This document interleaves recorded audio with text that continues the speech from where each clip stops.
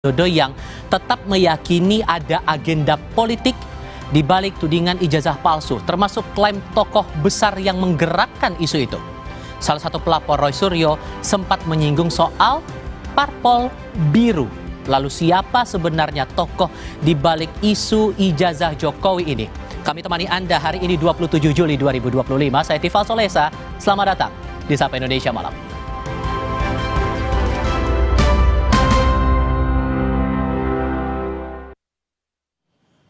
Berita pertama untuk kali ini, Ketua Umum Partai Demokrat Agus Harimurti Yudhoyono membantah partainya di balik polemik ijazah palsu Joko Widodo. AHY bilang tudingan itu fitnah besar. Hal itu disampaikan AHY di sela kunjungan kerjanya sebagai Menko Infrastruktur dan Pembangunan Kewilayahan di Desa Golong, Narmada, Lombok Barat pada Minggu siang. AHY hanya membantah soal tudingan yang ditujukan ke Partai Demokrat soal polemik ijazah Joko Widodo. Pertama adalah hak pakai Pemerintah Republik Indonesia, ceki Kementerian Agama diterima oleh 2020. Disebut-sebut dilakukan ijazah palsu Jokowi, apa tanggapannya Pak AHY? Tanggapannya apa? Terima kasih ya. Cukup ya. Tanggapannya soal Demokrat disebut-sebut dilakukan.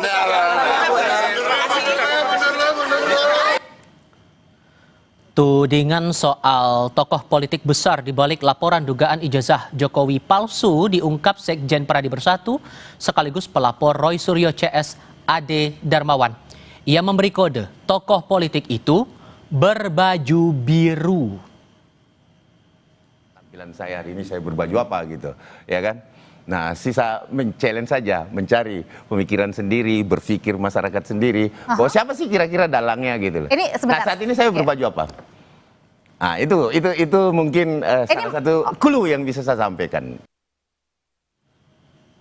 Sebelumnya, Presiden ke-7 RI Joko Widodo mengungkap ada orang besar di balik tudingan ijazahnya yang disebut palsu.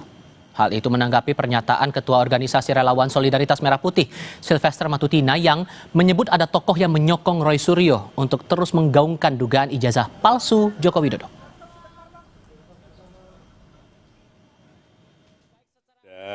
Agenda besar politik dalam tuduhan ijazah palsu maupun pemakzulan.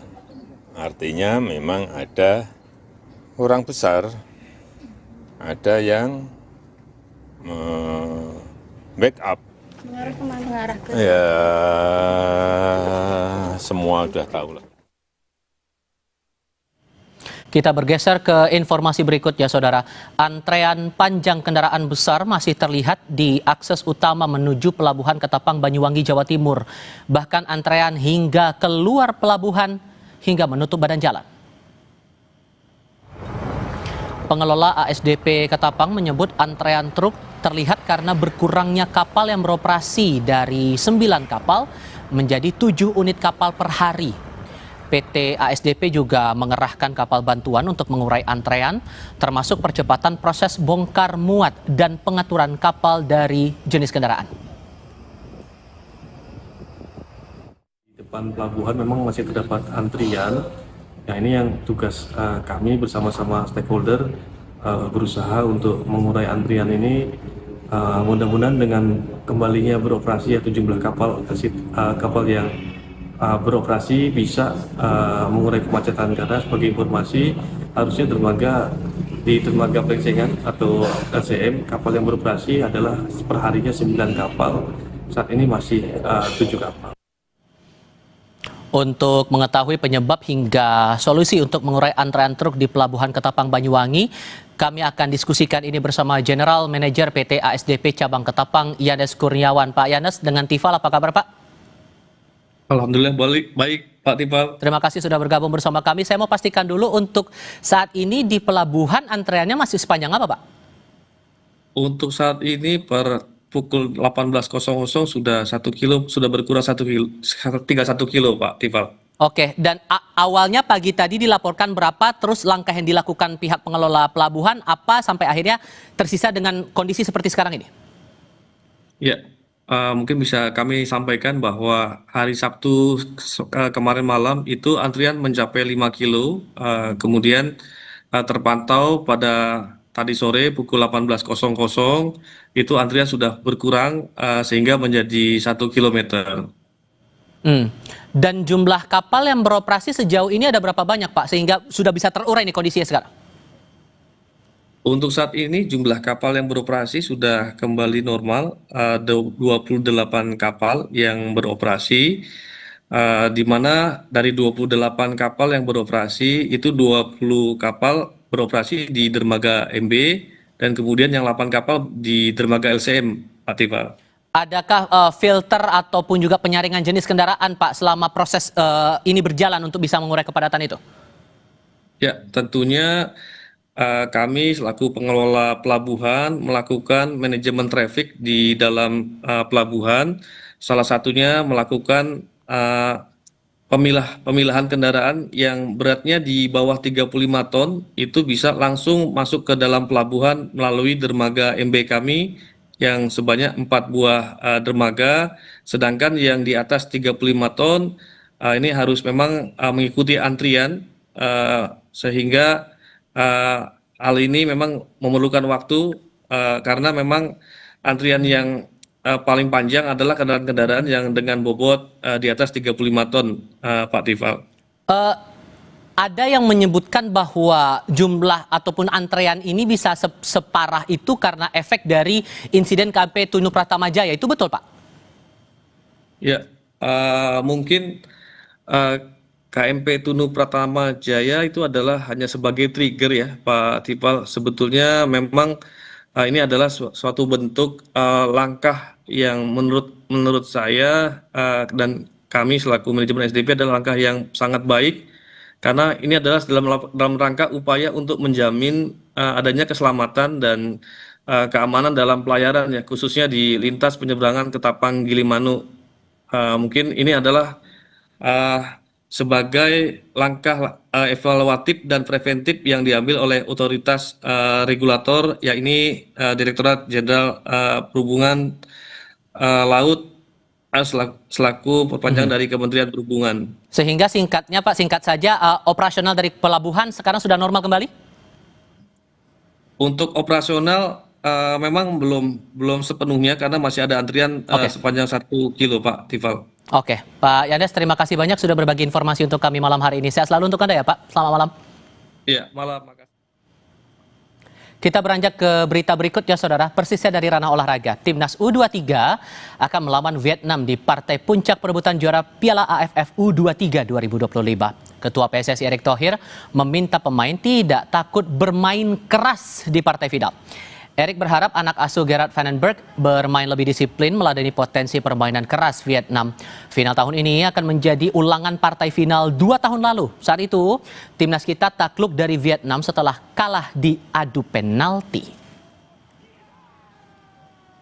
Ya, ini kedua kalinya kita ketemu Vietnam juga di AFF. Tapi saya yakin berbeda karena di AFF waktu di Thailand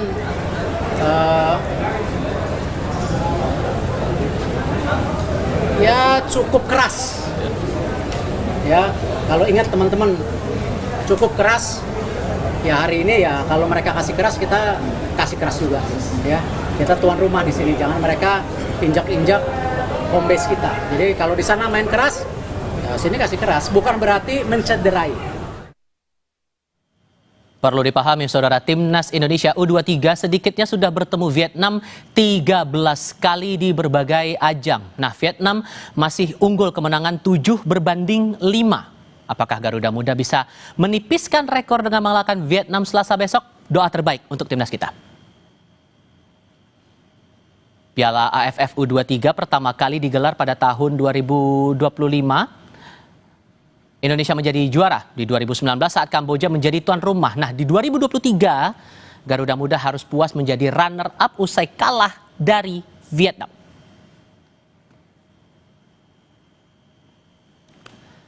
Akan ada satu topik diskusi sebentar lagi. Besok, polisi akan mengungkap kasus kematian diplomat muda Kemenlu, Arya Darupangayunan. Lalu bagaimana polisi akan merangkai fakta seputar kematian Arya? Jangan lewatkan sebentar lagi.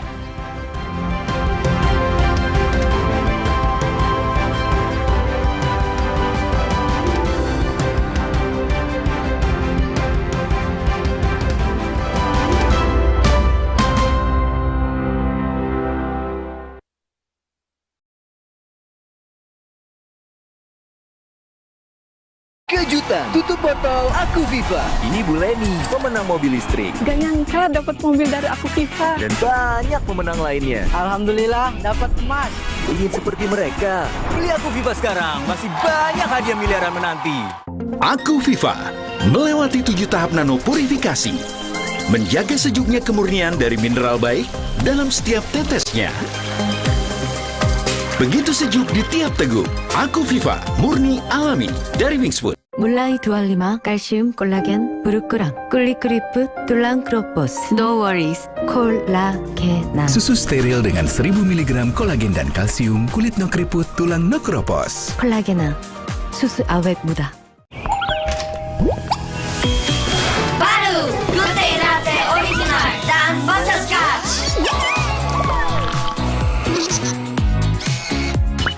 Good Day Latte, perfect Korean latte taste. Kejutan tutup botol Aku Viva.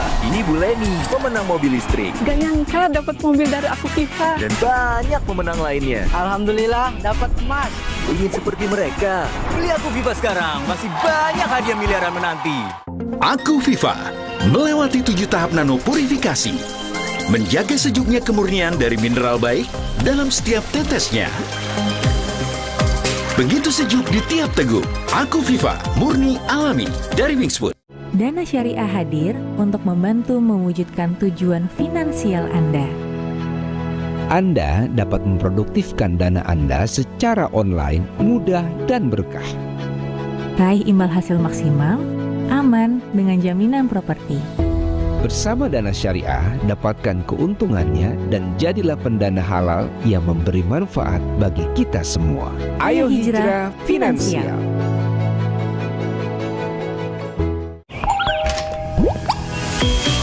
Baru Good Day Latte Original dan Butterscotch. Good Day Latte, perfect Korean latte taste. Mulai 25 kalsium 콜라겐 부르크랑 꿀리크리프 뚫랑 크로포스 No worries 콜라겐 Susu steril dengan 1000 mg kolagen dan kalsium, kulit no keriput, tulang no keropos. 콜라겐 수수 awet muda. Baru Good Day Latte Original dan Butterscotch. Good Day Latte, perfect Korean latte taste. Aku Viva melewati 7 tahap nano purifikasi, menjaga sejuknya kemurnian dari mineral baik dalam setiap tetesnya. Begitu sejuk di tiap teguk. Aku Viva murni alami dari Wings Food. Mulai 25 kalsium 콜라겐 부르크랑 꿀리크리프 뚫랑 크로포스 No worries 콜라겐 Susu steril dengan 1000 mg kolagen dan kalsium, kulit no keriput, tulang no keropos. 콜라겐 수수 awet muda. Kejutan tutup botol Aku Viva. Ini Bu Leni, pemenang mobil listrik. Gak nyangka dapat mobil dari Aku Viva. Dan banyak pemenang lainnya. Alhamdulillah dapat emas. Ingin seperti mereka? Beli Aku Viva sekarang, masih banyak hadiah miliaran menanti. Aku Viva melewati 7 tahap nano purifikasi, menjaga sejuknya kemurnian dari mineral baik dalam setiap tetesnya. Begitu sejuk di tiap teguk. Aku Viva murni alami dari Wings Food.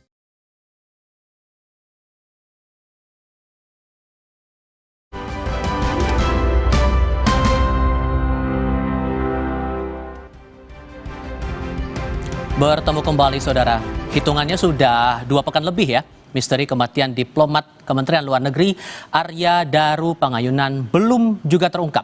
Nah, Senin besok, polisi akan mengungkap fakta-fakta terkait kematian diplomat muda Kementerian Luar Negeri itu yang ditemukan tewas di kamar indekosnya.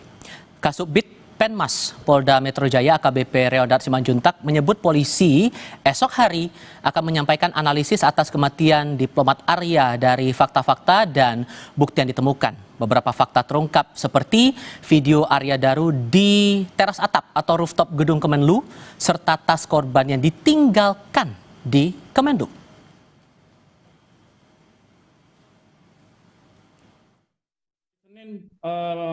Semua ahli akan dipanggil oleh penyelidik untuk didudukkan lagi pada penyelidik dengan Pak Suluh ahli. Kemudian di situ nanti akan dari Direktorat Reserse Kriminal Umum akan menyimpulkan faktanya apa sebenarnya yang terjadi dari seluruh alat bukti yang sudah didapatkan. Esok hari, Polda Metro Jaya akan membuat simpulan tentang fakta-fakta kematian diplomat Arya Daru Pangayunan. Kami akan diskusikan ini mengingat sejauh mana kemudian kita menakar polisi akan mengungkap misteri kematian ini. Sudah bergabung di studio Kompas TV, Kabarreskrim Polri periode 2009-2011, Komjen Pol Purnawirawan Ito Sumardi. Pak Ito, apa kabar Pak? Malam, baik. Mas. Terima kasih sudah mau bergabung dan datang ke studio Kompas TV kali ini. Membaca ekspektasi Pak, untuk besok ini kan disebutkan polisi akan menyampaikan hasil analisis forensik dan juga temuan-temuan bukti-bukti atas kematian Arya Daru. Ekspektasi apa yang mungkin bisa publik dapatkan nanti saat polisi mengumumkan itu? Apakah langsung ketahuan ini kejahatan apa, pembunuhan atau bunuh diri atau semacamnya? Ya, kan begini. Pada saat pertama dulu pernah saya sampaikan, kematian itu kan ada yang wajar, tidak wajar. Ini kan tidak wajar. Kalau tidak wajar ada dua kemungkinan. Apakah yang bersangkutan bunuh diri ataukah yang bersangkutan dibunuh? Ya, ini adalah dua. Sehingga berangkat dari dua kemungkinan ini, kemudian polisi melakukan penyelidikan secara ilmiah atau scientific crime investigation.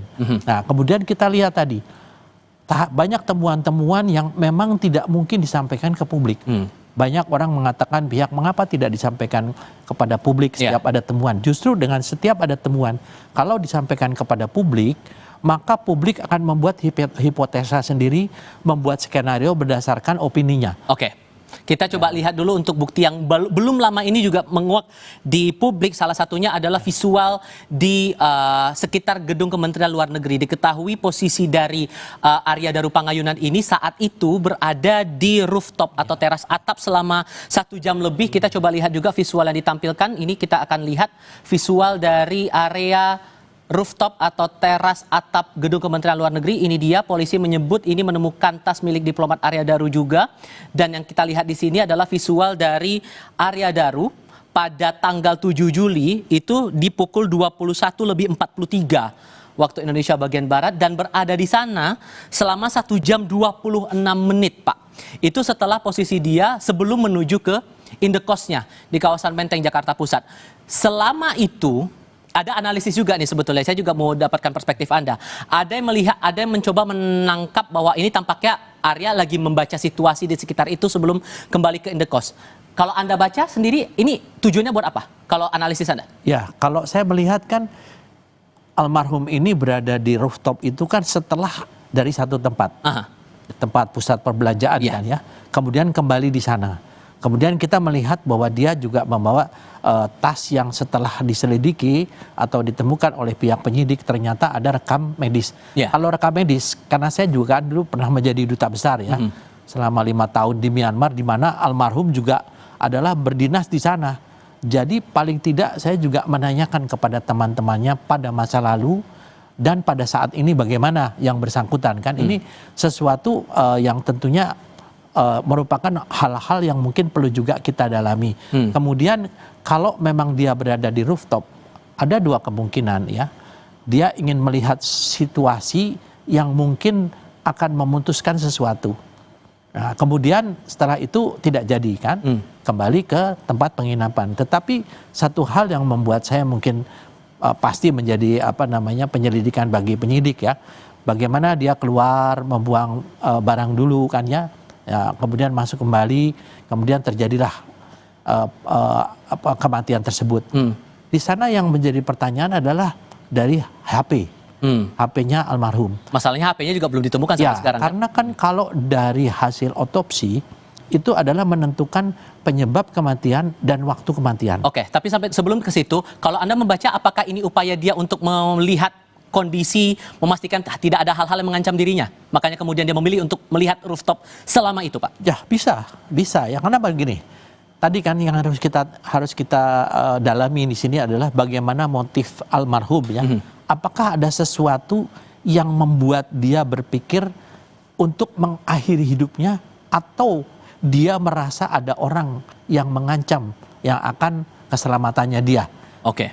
Dua hal ini yang tentunya akan dirangkai oleh penyidik menjadi satu kesimpulan yang mudah-mudahan besok bisa disampaikan, sehingga tidak ada lagi pertanyaan-pertanyaan bagi masyarakat yang awam ya. Demikian. Temuan barunya juga tadi Anda juga sudah sempat singgung masalah polisi yang menemukan tas milik Arya Daru di sekitar Kementerian Luar Negeri. Nah, tas itu ditemukan di lantai 12 gedung Kemenlu, tepatnya di tangga menuju teras atap atau rooftop. Nah, tas itu berisi yang Anda sebutkan adalah rekam medis Arya. Kita coba simak.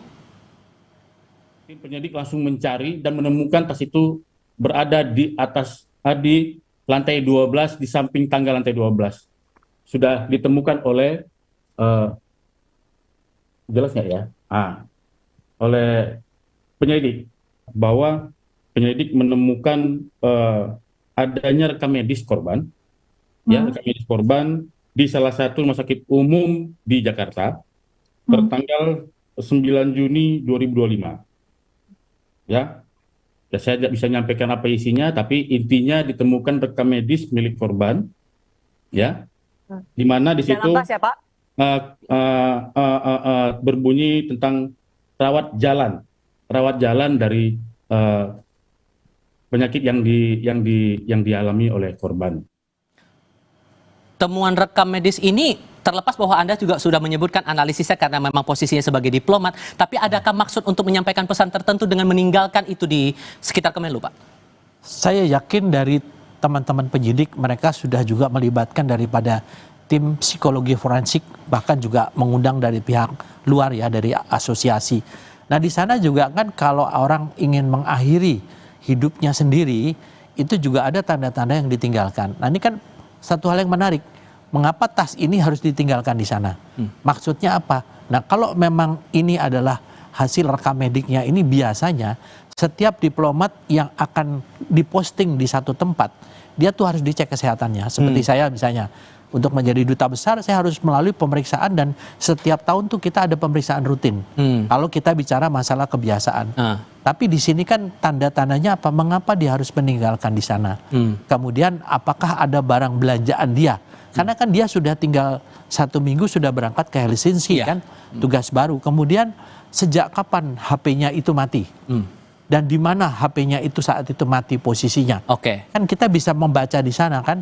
Kalau memang HP-nya itu mungkin matinya atau hilangnya pada saat dimatikan di dalam kos tersebut, berarti kan ada seseorang yang mengambil HP tersebut.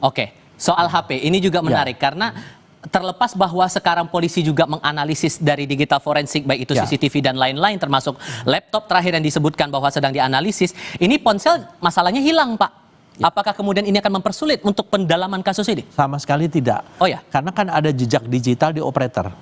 Polisi itu punya direktorat cyber yang canggih ya, peralatannya canggih sekali. Kita lihat kasus-kasus terorisme yang bisa dibongkar.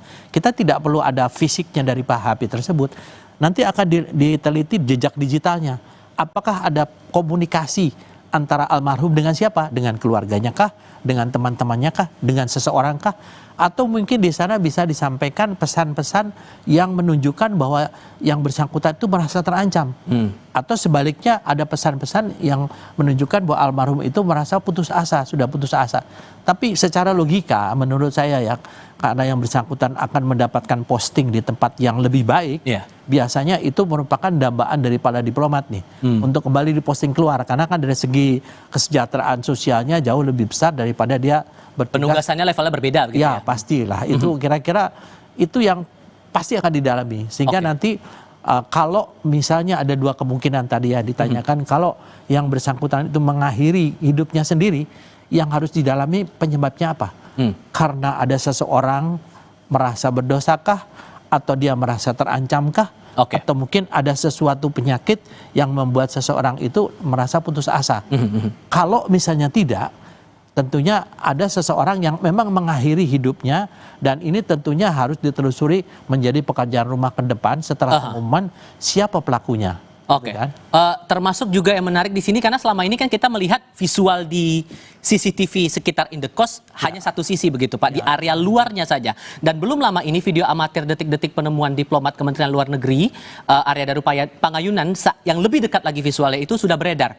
Nah, video ini menunjukkan saat penjaga Indekos ini menemukan jasad Arya di dalam kamarnya. Nah, ini dia Pak. yang Anda lihat ini sekarang juga saudara adalah kondisi saat penjaga indekos masuk ke dalam kamar Arya.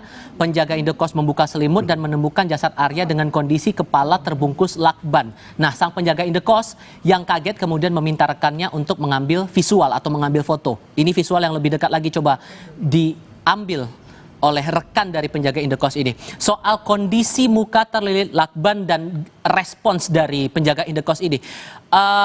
Ini harusnya secara logika bisa cukup membantu untuk penelusuran kasus ini lebih mudah lagi ya Pak ya? Ya, saya melihat dari perspektif saya, pada saat penjaga itu mencongkel, dia kan memegang HP. Ya. Dia melihat HP, kemudian dia masuk, keluar, temannya pergi kan, dia masih memegang HP. Kalau di sini kan dia tidak memegang HP, berarti ada jeda, ada waktu di mana dia harus meninggalkan HP atau dipegang siapa, atau pada saat dia melihat jenazah itu siapa yang memegang HP itu. Kan waktu dia masuk, kita bisa melihat ya mungkin dari cuplikan video itu, ya, ini. Dia memegang HP kan. Nah, terus yang itu juga memegang HP kan, nanti bisa kita lihat si penjaganya ini kan memegang. Tapi kemudian dia masuk tidak pakai HP gitu ya. Berarti kan boleh dikatakan yang mengambil gambar ini adalah mungkin temannya itu kan.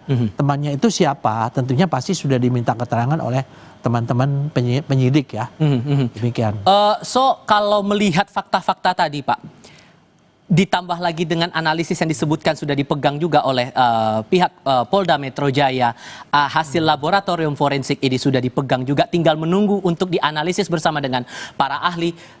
Harusnya duduk perkara kasus ini, kasus apa, udah ketahuan dong? Ya jelas ya kan semua. Tapi persentasenya berapa besar kira-kira ini udah ketahuan? Ya kalau menurut saya ya kemungkinan besarnya ya itu antara di atas 50 mungkin ya. Kemudian satu peristiwa yang mungkin dikaitkan dengan bagaimana seseorang itu merasa tertekan, mungkin dia merasa malu atau merasa berdosa ya. Tapi kan kita harus melihat kembali kepada kelaziman. Kalau seseorang mengakhiri hidupnya itu dalam keadaan terbungkus plastik kemudian dilakban, apakah masih punya kesempatan buat yang bersangkutan itu misalnya untuk masuk tangannya ke dalam selimut, ini rapi gitu ya. Nah, karena semua ini bisa saja terjadi.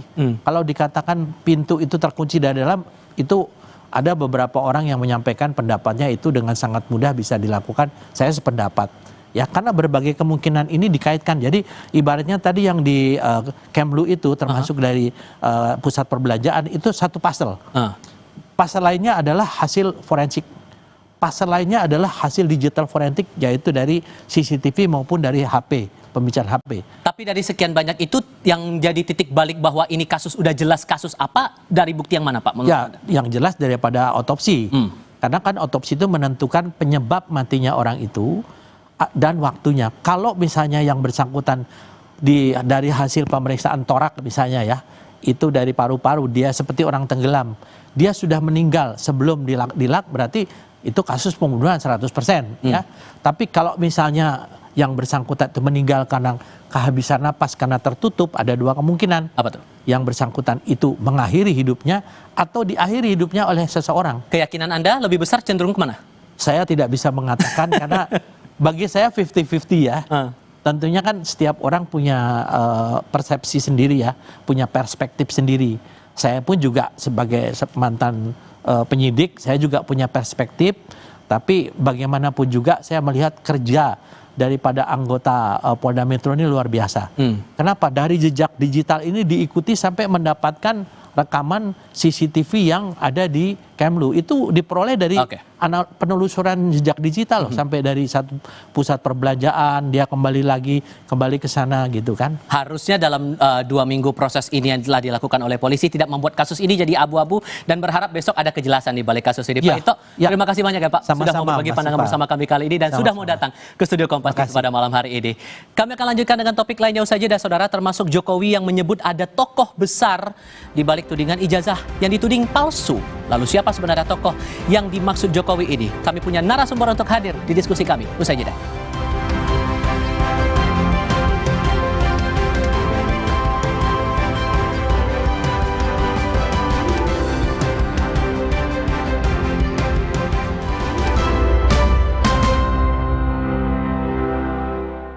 Mulai 25 kalsium 콜라겐 부르크랑 꿀리크리프 툴랑크로포스 No worries 콜라겐 Susu steril dengan 1000 mg kolagen dan kalsium, kulit no keriput, tulang no keropos. 콜라겐아 수수 awet muda. Biar ngumpul makin seru, yuk bikin masakan yang pasti diserbu. Wajib pakai kecap sedap kedelai hitam spesial. Dari kedelai hitam dan gula aren terbaik. Semur lidahku, bikin lidah auto party. Menggoda. Aduh sama cumi kecap tante. Caramelize. Milgos approve. Giliranku bikin yang spesialisius. Looks good kan? Taste good. Aromanya sedap. Kecap sedap kedelai hitam spesial. Looks and taste beyond good. Dari Wings Food. Mulai 25 kalsium 콜라겐 부르크랑 꿀리크리프 툴랑크로포스 No worries 콜라겐 Susu steril dengan 1000 mg kolagen dan kalsium, kulit no keriput, tulang no keropos. 콜라겐아 수수 awet muda. Aku Viva melewati 7 tahap nano purifikasi, menjaga sejuknya kemurnian dari mineral baik dalam setiap tetesnya. Begitu sejuk di tiap teguk. Aku Viva murni alami dari Wings Food. Floridina, nomor 1 freshnya, nomor 1 funnya. Bulir jeruknya asli, lebih banyak. Coco Beats-nya cuy-cuy, dapat segernya, dapat funnya. Floridina, nomor 1 fun, asli jeruknya, asli bulirnya. Seger. Le Mineral memang beda, badan gampang capek. Le Mineral dari pegunungan terpilih, mineral esensialnya membuat airnya lebih segar dan tubuh bekerja optimal. Le Mineral kayak ada manis-manis nih ya. Le Mineral. Mulai 25 kalsium 콜라겐 부르크랑 꿀리크리프 툴랑크로포스 No worries 콜라겐 Susu steril dengan 1000 mg kolagen dan kalsium, kulit no keriput, tulang no keropos. 콜라겐아 수수 awet muda. Le Mineral beda banget, rasanya nggak enak jadi bisa minum banyak. Cuma ini nih yang nyantumin mineralnya, bikin badan berasa lebih enteng. Le Mineral, mineral esensialnya membuat airnya lebih segar. Kayak ada manis-manisnya. Le Mineral. Mama Lime Green, pencuci piring dari tumbuhan 100% food grade dengan Natura Plant Essence. Mama Lime Green efektif angkat lemak piring, bersih kesat, tangan tetap lembut. Juga efektif bersihkan kotoran dan bakteri di buah sayur. Mama Lime Green, pencuci piring dari tumbuhan. Lime. Floridina fresh and fun. Buat aku, Floridina nomor 1 freshnya, nomor 1 funnya. Karena bulir jeruknya asli, seger orange-nya. Bulirnya utuh, lebih banyak. Let's go. Mood banget. Dan ada Coco Beats yang cuy-cuy. Dapat segernya, dapat funnya. Floridina nomor 1 fun, asli jeruknya, asli bulirnya. Dari Wings Food. Aku sering melihat galon cuci ulang disimpan di tempat yang kotor. Jujur takut, bersih nggak ya untuk anak dan keluargaku? Kami mengerti kekhawatiran ibu. Untuk itu, Le Mineral menggunakan galon yang selalu baru agar terjamin kebersihannya. Le Mineral. Biar ngumpul makin seru, yuk bikin masakan yang pasti diserbu. Wajib pakai kecap sedap kedelai hitam spesial. Dari kedelai hitam dan gula aren terbaik. Semur lidahku, bikin lidah auto party. Menggoda. Aduh sama cumi kecap tante. Caramelize. Milgos approve. Giliranku bikin yang spesialisius. Looks good kan? Taste good. Aromanya sedap. Kecap sedap kedelai hitam spesial. Looks and taste beyond good. Dari Wings Food. Aku Viva melewati 7 tahap nano purifikasi, menjaga sejuknya kemurnian dari mineral baik dalam setiap tetesnya. Begitu sejuk di tiap teguk. Aku Viva murni alami dari Wings Food.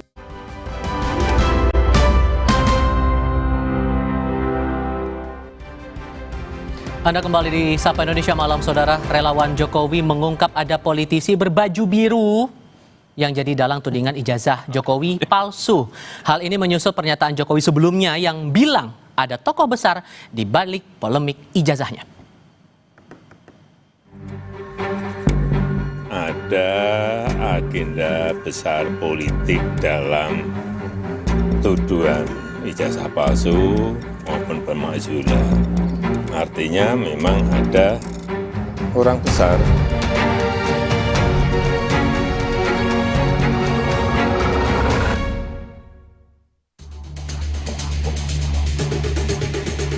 Presiden ke-7 Republik Indonesia Joko Widodo menyebut ada tokoh besar yang jadi backing di balik tudingan ijazahnya palsu. Petunjuk sosok tokoh politik itu dibocorkan Sekjen Peradi Bersatu sekaligus pelapor Roy Suryo CS, Ade Darmawan. Ia memberi kode tokoh politik tersebut berbaju biru. Indonesia sudah melihat tampilan saya hari ini, saya berbaju apa gitu, ya kan? Nah, sisa men-challenge saja, mencari pemikiran sendiri, berpikir masyarakat sendiri. Bahwa siapa sih kira-kira dalangnya gitu loh. Nah, saat ini saya berbaju apa? Nah, itu mungkin salah satu clue yang bisa saya sampaikan. Oke. Sebagai salah satu partai yang bernuansa biru, Ketua Umum Partai Demokrat Agus Harimurti Yudhoyono membantah partainya berada di balik polemik ijazah palsu Jokowi. AHY bilang itu fitnah. Kan disebut-sebut di belakang ijazah palsu Jokowi. Apa tanggapannya Pak AHY? Tanggapannya aja Pak. Tanggapannya soal Demokrat disebut-sebut di belakang. Direktur Eksekutif Trias Politika Agung Baskoro menilai polemik ijazah Jokowi yang terus-menerus jadi sorotan publik tengah diawasi oleh sejumlah dewa politik. Ada dewa di Cikeas, ada dewa di Teguh Umar, ada dewa di Hambalang, ada dewa di Ciganjur, Cendana, dan seterusnya. Nah, saya kira dewa-dewa inilah yang saya kira sedang bermain dalam tanda petik untuk melihat situasi yang ada sekarang. Nah, dewa di Solo ini harus berupaya menyeimbangkan itu. Ya saya kira ini permainannya yang sedang dilakukan oleh ya Bang Rismon, Bang Roy Suryo, dan Mbak Tifa. Ini ya bermain saja, tapi ekses dari permainan ini itu sedang dipantau oleh dewa-dewa di tempat-tempat tadi. Sebelumnya Jokowi pernah bilang polemik ijazahnya yang diduga palsu murni bermotif politik. Kini laporannya terkait dugaan ujaran kebencian dan fitnah atas keaslian ijazahnya terhadap sejumlah pihak tengah bergulir di Polda Metro Jaya. Tim Liputan Kompas TV. Jadi, siapa tokoh politik besar yang disebut di balik polemik dugaan ijazah palsu yang dimaksud Joko Widodo? Kami akan diskusikan ini bersama dengan para narasumber. Sudah bergabung 3 narasumber di studio Kompas TV kali ini. Ada Mas Roy Suryo yang menjadi penggugat dari ijazah palsu ini yang sekali lagi hadir di Kompas TV kali ini. Pakai warna biru lagi. Iya lagi, semuanya ada nuansa birunya. Terima kasih semua sudah hadir di sini. Kemudian ada Mas Adi Praetno. Mas Adi, apa kabar? Alhamdulillah, Tifal. Terima kasih sudah hadir. Dan Bang Sylvester Matutina, apa kabar Bang? Selamat malam, baik. Terima kasih. Malam Kompas TV. Sudah mau datang lagi pakai baju biru juga. Iya, nuansanya biru-biru. Dasi saya warna biru. Tapi ya udahlah ya, kita lanjutkan saja diskusi kali ini. Ada tudingan orang di balik Anda menggaungkan suara ini dan kesannya akhirnya akan ada konotasi ada yang bayar Anda dan teman-teman untuk mendorong tudingan ijazah palsu Jokowi ini, betul? Ngaco dan kalau dalam bahasa sahabat saya ini terwelu. Terwelu itu adalah terlalu. Ya gitu. Sebenarnya ini offset ya, saudara Ade ini offset dan dia harusnya malah justru bisa disangsi atau justru bisa dimarahin ya oleh Jokowi karena itu justru menarik lawan yang lebih banyak untuk Jokowi. Sampai dibilang yang berbaju biru. Makanya kan ngaco. Saya omong apa adanya. Kalau A saya bilang A, kalau B saya bilang. Jokowi itu hanya mengatakan kan saya sudah sampaikan. Feeling saya mengatakan ada agenda besar politik dalam tuduhan ijazah palsu maupun pemakzulan. Artinya memang ada orang besar yang membackup. Nggak ada dari Jokowi bilang biru. Gitu loh. Kok tiba-tiba ada termulnya yang kemudian mengatakan bahwa itu biru. Itu kan ngaco sekali. Anda menangkap arahnya ini buat apa kalau gitu? Ya ini mau membenturkan. Ya, ini yang rugi Jokowi sendiri loh nanti. Gitu. Tapi ya menurut saya fight harus dilakukan gitu. Karena apa? Karena ini tuduhan ini ngaco, fitnah sangat luar biasa dan saya sangat mendukung statement Mas AHY tadi ya. Meskipun saya sekali lagi Mas Tifal saya udah 5 tahun itu tidak lagi di partai politik dan kebetulan saya pernah wakil ketua umum di situ. Nggak ada sama sekali tuduhan dan Pak SBY selaku dewan yang ada di Partai Demokrat itu pasti tidak mungkin melakukan itu karena Pak SBY adalah orang yang sangat negarawan, beda jauh sama yang mengatakan sebelumnya tadi orang besar. Oke, Bang Sylvester, saya paham bahwa Anda kemarin sudah menjelaskan juga kepada rekan saya di Kompas Petang waktu itu masalah tudingan yang berbaju biru itu menjadi orang di balik tudingan-tudingan semacam ini. Gitu. Kalau kemudian ada diksi semacam ini, kemudian Demokrat sudah bilang bahwa itu fitnah, so yang mana yang benar kalau gitu nih? Biarkan masyarakat yang menilai, masyarakat pasti pintar. Memang Pak Jokowi hanya mengatakan ada orang besar. Ya. Dan pastinya ini kan bukan hanya masalah ijazah palsu ya, ada isu kayak kemarin matahari kembar, terus ada isu pemaksulan. Bahkan yang dari awal itu, yang saya bicara dari awal itu isu Indonesia Gelap. Itu udah berapa bulan lalu lah saya bicara. Dan apa yang saya bicarakan sih sama persis yang dikatakan Pak Prabowo ya.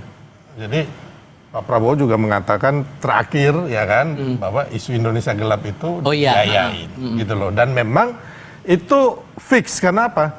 Sudah ada aliran dana dan sudah ada tersangka yang udah ditahan di Kejaksaan Agung, ya kan. Nah, kalau yang isu-isu ini, ya kalau kita melihat, memang pastinya ini kembali lagi ada yang memanfaatkannya secara politik. Mungkin Mas Roy mengatakan bahwa saya nggak dibayar, terus saya ada kebenaran.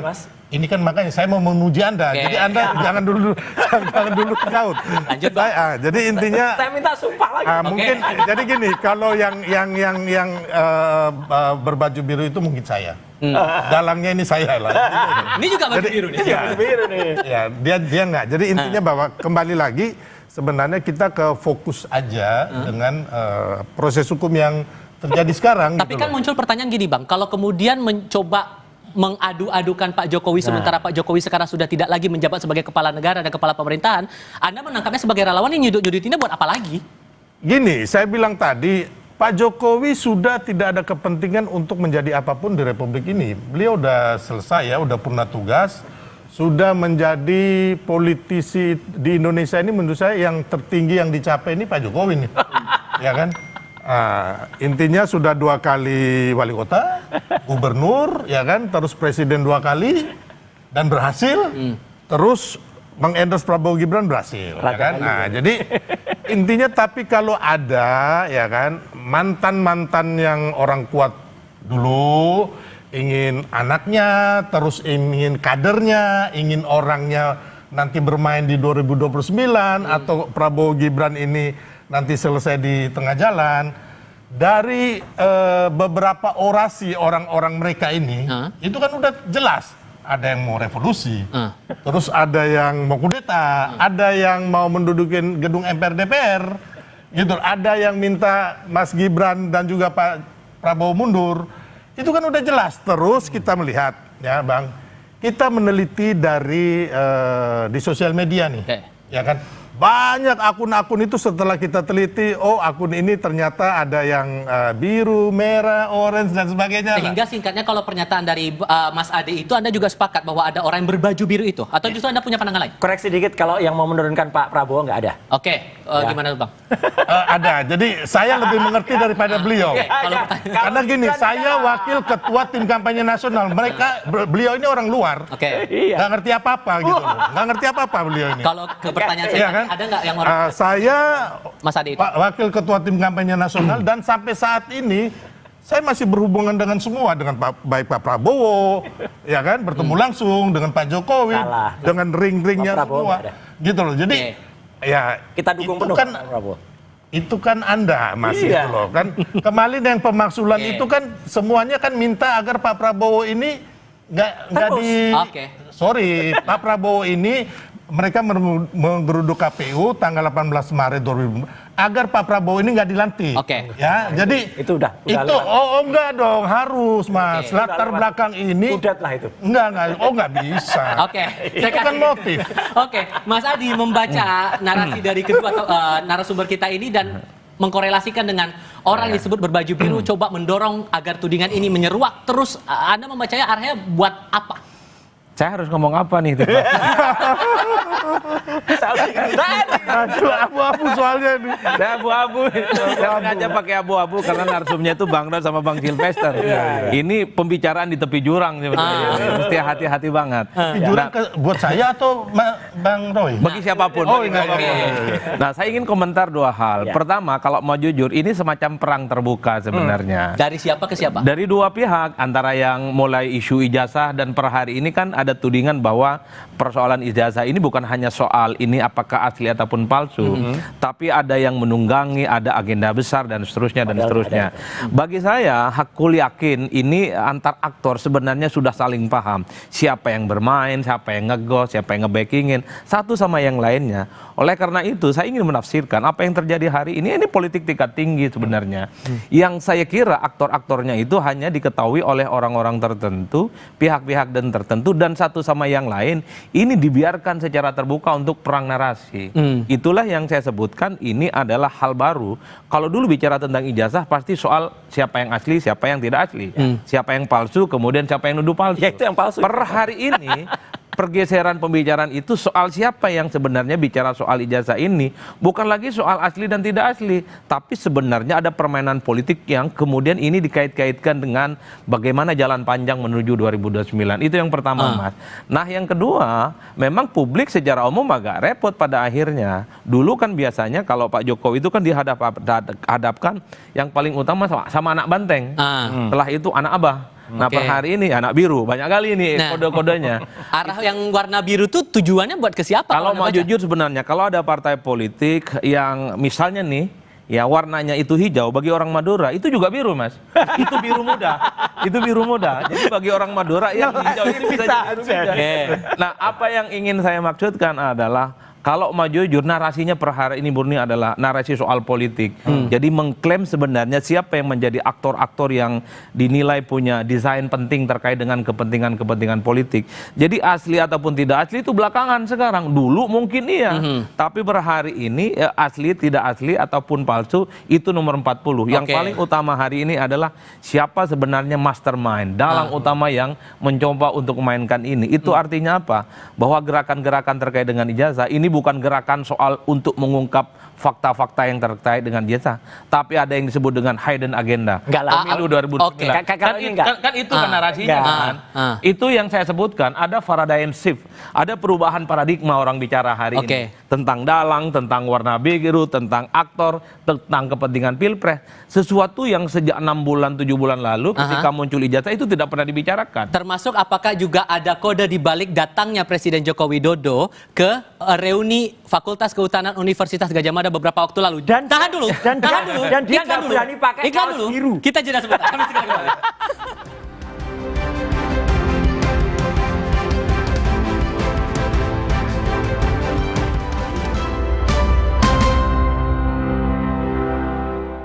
Tutup botol Aku Viva. Ini Bu Leni, pemenang mobil listrik. Gak nyangka dapat mobil dari Aku Viva. Dan banyak pemenang lainnya. Alhamdulillah dapat emas.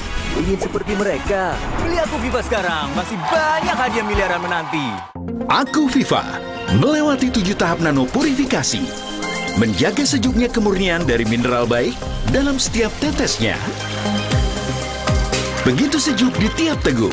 Aku Viva, murni alami dari Wingsfood. mulai 25 칼슘 콜라겐 부르크랑 꿀리크리프 툴랑 크로포스 No worries 콜라게나 Susu steril dengan 1000 mg kolagen dan kalsium, kulit no keriput, tulang no keropos. 콜라게나 수수 awet muda.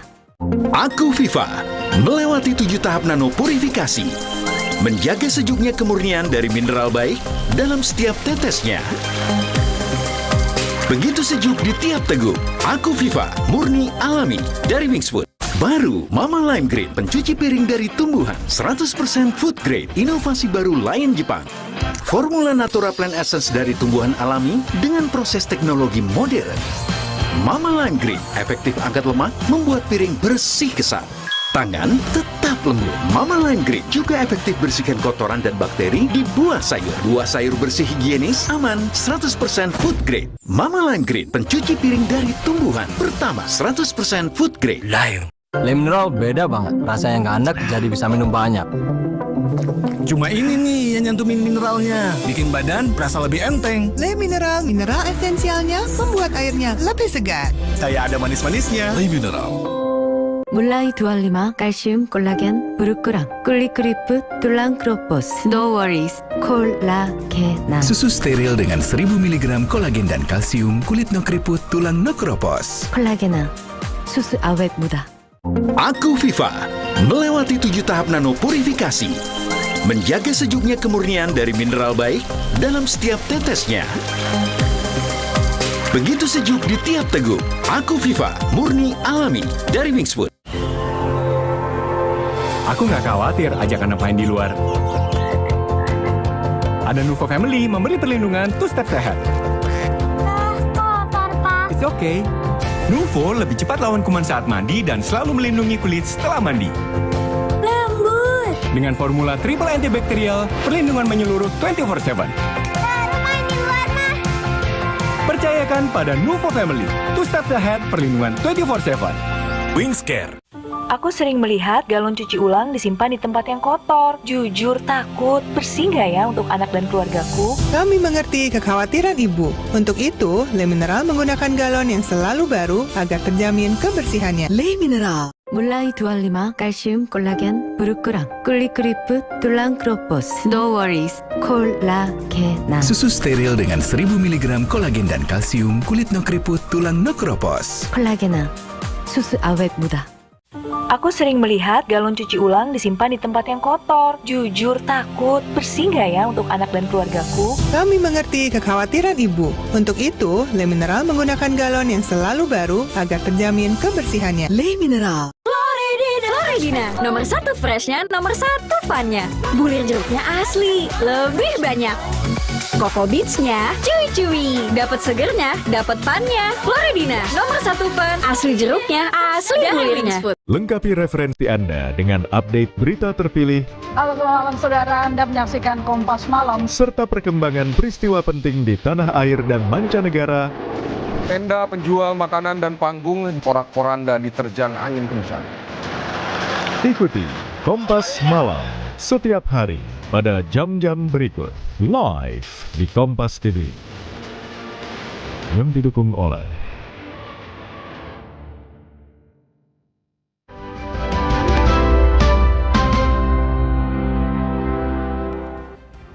Di tengah hiruk pikuk kasus ijazah ini, Pak Jokowi datang juga ke reuni Fakultas Kehutanan UGM. Kalau Anda membacanya nih sebagai orang yang masih konsisten dengan tudingan Anda itu terhadap Pak Jokowi, itu maksudnya buat apa? Itu reuni-reunian.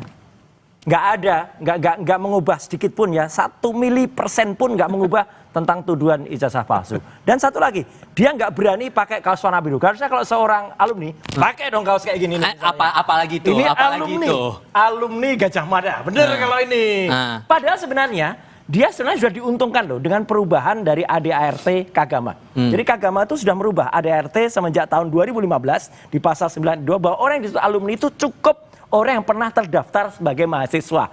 Jadi DO aja, drop out aja, aman dia. Harusnya berani dong pakai kaos biru. Tapi mungkin karena sudah ada tuduhan biru itu, padahal yang nuduh bukan Jokowi, yang nuduh ada termul-termulnya. Ya, lah itulah. Jadi malah kacau. Ini jadi malah kalau dalam kisah pewayangan, geger bumi merdikan, bumi gonjang-ganjing nih gara-gara itu. Jadi rusak malahan. Tapi yang penting ijazah itu clear, itu ada pure ilmiah, tidak ada hubungannya dengan bohir-bohiran, tidak ada hubungannya. Datangnya Pak Jokowi itu tujuannya buat memastikan bahwa ijazah ini asli atau gimana Anda menangkapnya sebagai relawan, Bang Sylvester? Ya sebagai orang yang lulus kuliah di situ, ya kan alumni, beliau datang ya kan dan gak ditolak UGM gitu, resmi gitu loh. Jadi saya pikir masalah baju tadi putih atau biru, Mas Roy ini udah kembali lagi selain peneliti, penyidik. Enggak, saya alumni asli kok. Beliau juga perancang busana, jadi semua diborong ya.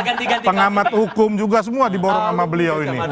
Nah, jadi kembali lagi kalau masalah ijazah ini kembali lagi kalau saya sampai saat ini mohon maaf bahwa saya tidak mempercayai penelitian Mas Roy dan kawan-kawan. Karena apa?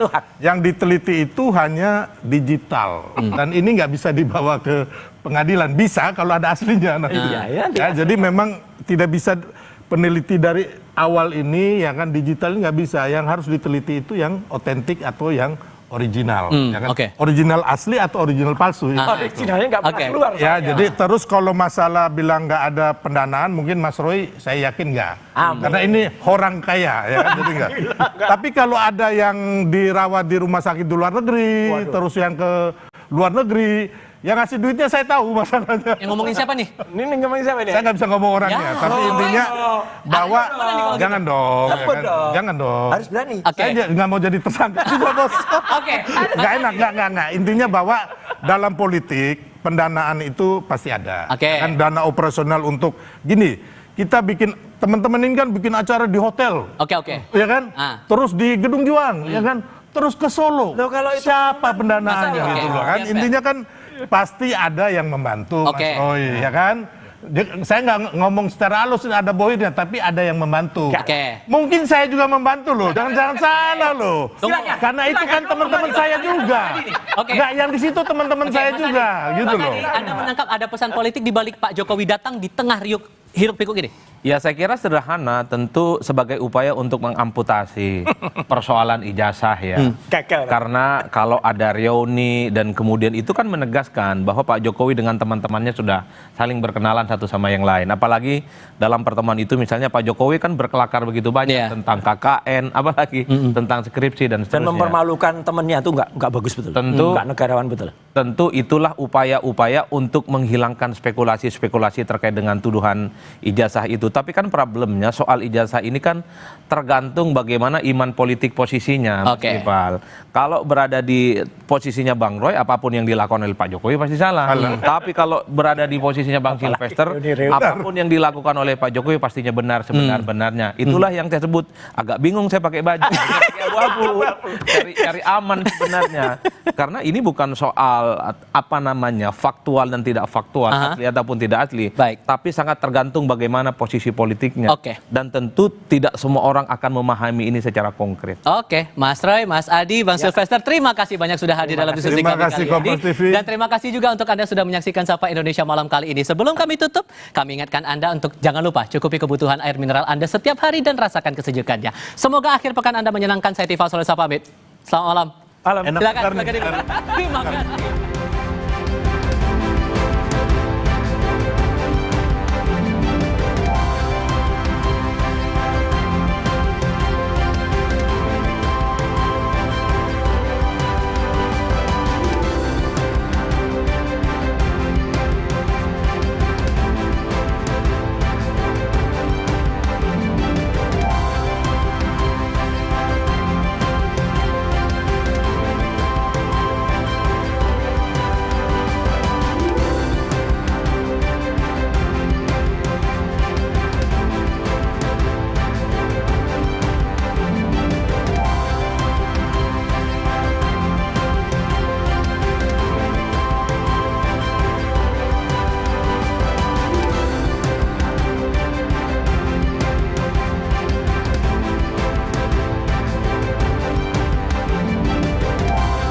Terima kasih Anda telah